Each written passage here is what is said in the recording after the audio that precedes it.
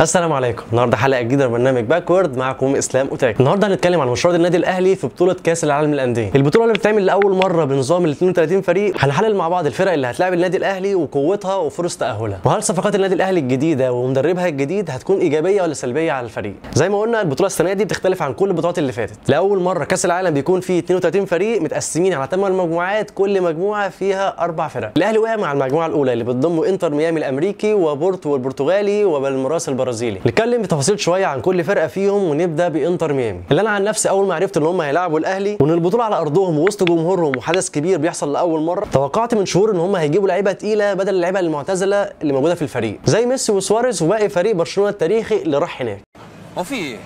انتوا جايبين هنا عشان تهزقوني ولا ايه؟ واستغربت لغايه دلوقتي ان هم ما جابوش لعيبه قويه تواكب الحدث، واللي عرفته من حد عايش في امريكا ان بطوله كاس العالم السنه دي اللي موجوده عندهم هي تبان شيء كبير من الفرق اللي جايه من كل دول العالم، وطبعا التنظيم القوي من الفيفا وامريكا نفسها، بس الشعب الامريكي نفسه ولا في دماغه الموضوع، وده بان في قله حجز تذاكر الماتشات، وده بان في جمهور انتر ميامي اللي هو ما عملش ضغط على الاداره ان هو يجيب صفقات جديده. ومحدش يقول لي ما هو ميسي وسواريز موجود، ما هم مش في التوب فورم بتاعهم. هو انت لو داخل فيلم لاحمد السقا دلوقتي في السينما ولقيت الفيلم تعبان هتقول وانت خارج مفيش مشكله، ما هو كان عامل زمان فيلم حلو اسمه تيتو؟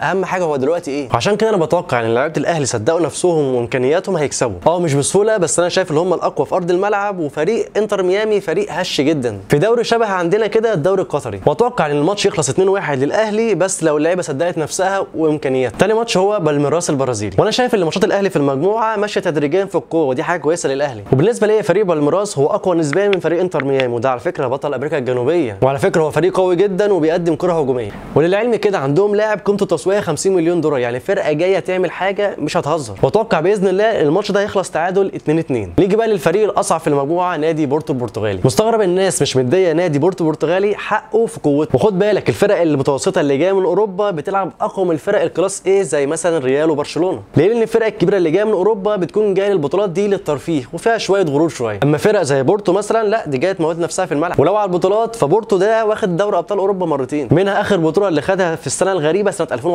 اللي عملتها الحلقه اللي فاتت، تقدر تشوفها على قناتي على اليوتيوب او على التيك توك. عشان كده بتوقع ماتش قوي جدا ما بين الاهلي وبورتو، بس للاسف بتوقع ان الاهلي هيخسر 1-0 الماتش ده، وعشان كده الاهلي هيلعب على المركز الثاني مع بالميراس. الاهلي معاه سكواد قوي، بس خد بالك في اكتر من لاعب جديد، والاصعب ان في مدرب جديد كمان عايز يطبق طريقه لعبه، فالوقت مش في مصلحه الاهلي، وده اللي هيرخم على الاهلي شويه في مسيرته في البطوله. دي كانت حلقتنا عن مشوار الاهلي في كاس العالم للانديه سنه 2025. تابعونا في الحلقات الجايه عشان هنحلل اداء الفريق بعد كل مباراه، ومستني تعليقاتكم في الكومنتات، وانك شايف ان الاهلي هيصعد في المجموعه دي ولا لا. ولو عندكم اي اسئله او اي تعليقات ابعتوا لنا على صفحتنا على الفيسبوك او التيك توك او اليوتيوب. كده الحلقه خلصت، بس ما تنساش لو الحلقه عجبتك تعمل لايك وشير للحلقه على الفيسبوك وتشترك على قناتي على اليوتيوب. كان معكم اسلام اوتاكا وبرنامج باكورد.